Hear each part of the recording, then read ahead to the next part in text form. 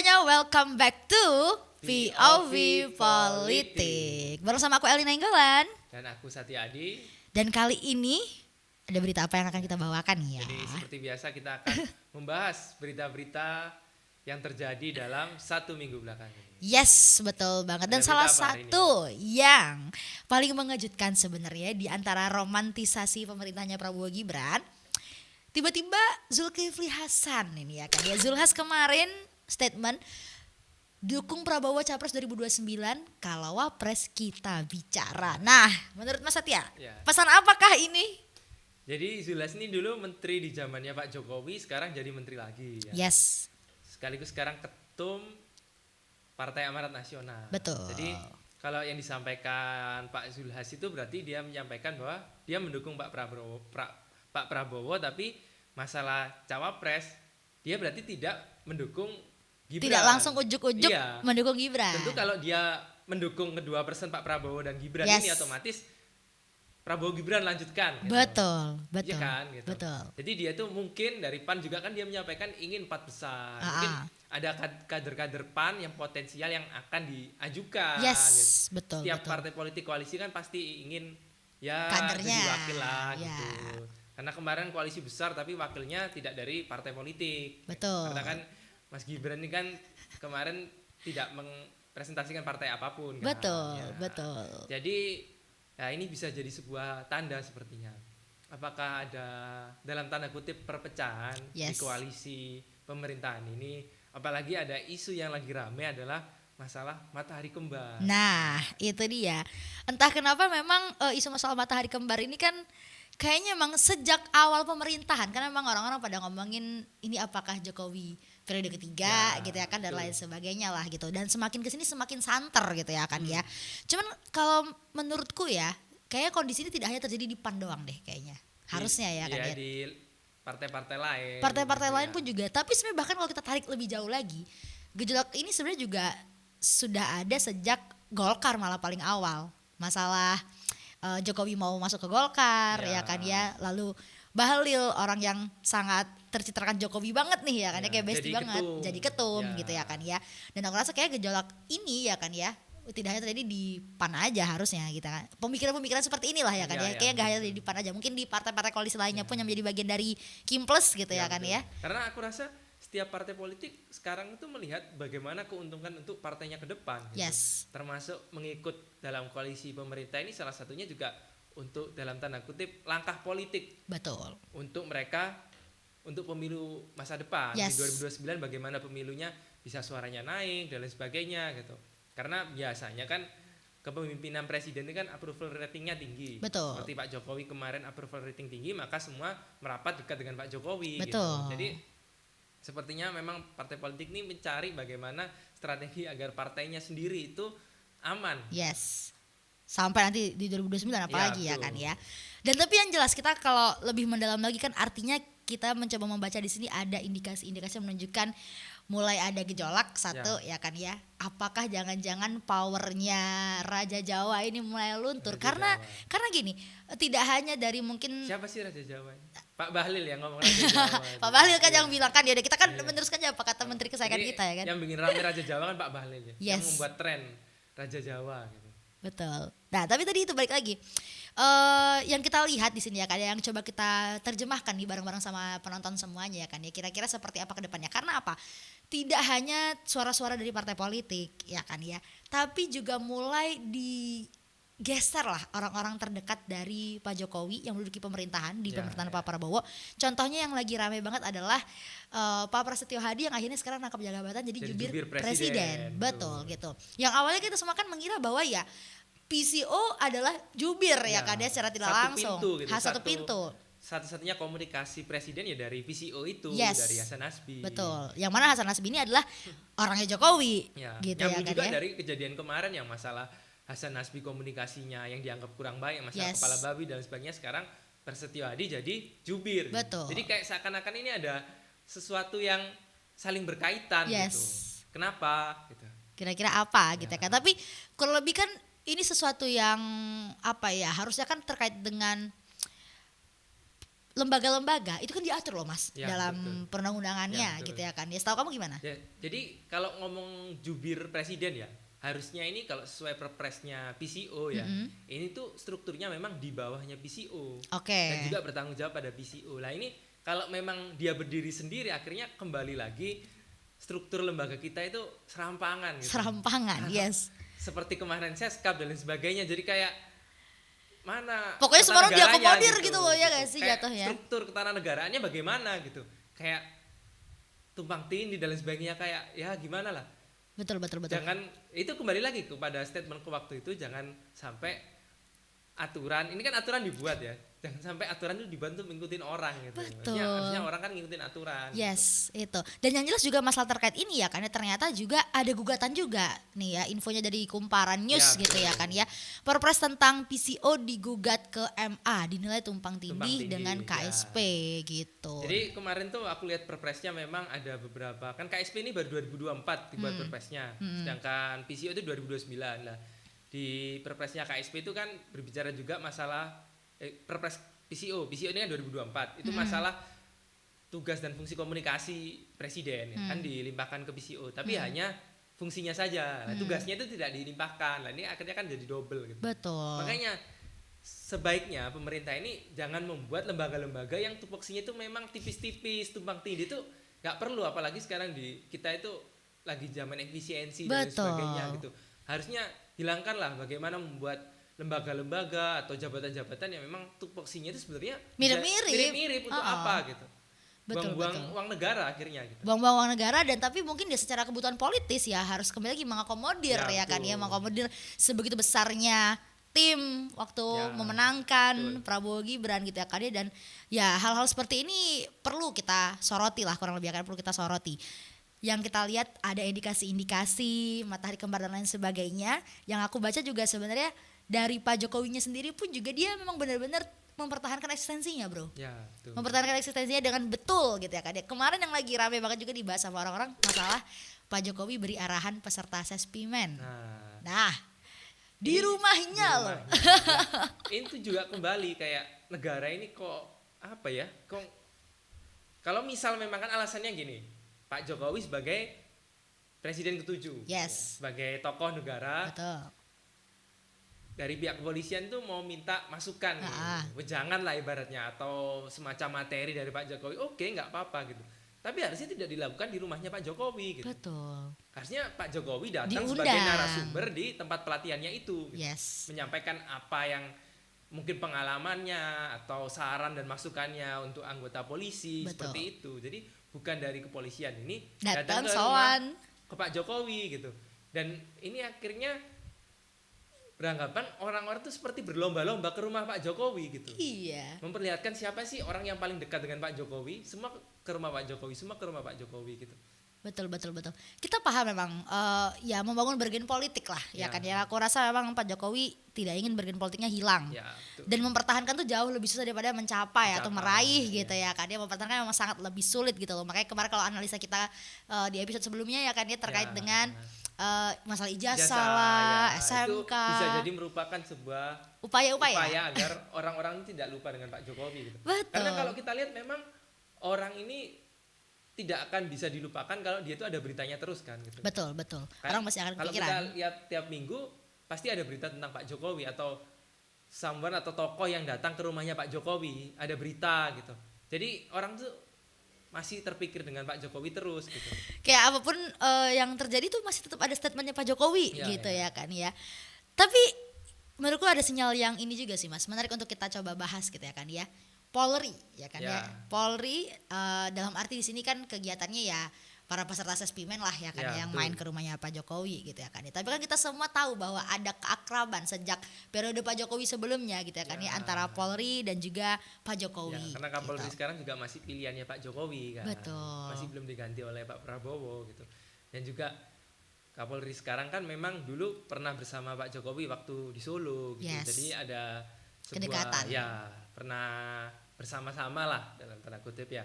Jadi ini semakin menguatkan sinyal lagi dugaan masyarakat bahwa kedekatan antara kepolisian dengan Pak Jokowi gitu. Tapi yang nggak apa-apa sebenarnya kalau ketika ada sebuah institusi memang mau meminta saran kepada presiden ketujuh Gak atau mantan masalah. presiden, tapi kenapa kok tidak ke presiden yang Yang lain-lain. ada Pak SBY atau Ada Bu Mega. ya. Kayak misal tadi ketika Polri mau meminta masukan dari Pak Jokowi atau materi dari Pak Jokowi untuk pelatihan, harusnya kan juga minta juga bisa ke Pak SBY, bisa ke Bu Mega untuk dihadirkan ke tempat pelatihan, memberikan sebuah arahan dan lain sebagainya, seperti itu gitu. Betul. Menurutku ini sebenarnya selain dari memang ini memang merekanya yang datang ke Pak Jokowi ya kayaknya, tapi menurutku sinyal ini kan kejadian ini sangat menguntungkan Pak Jokowi.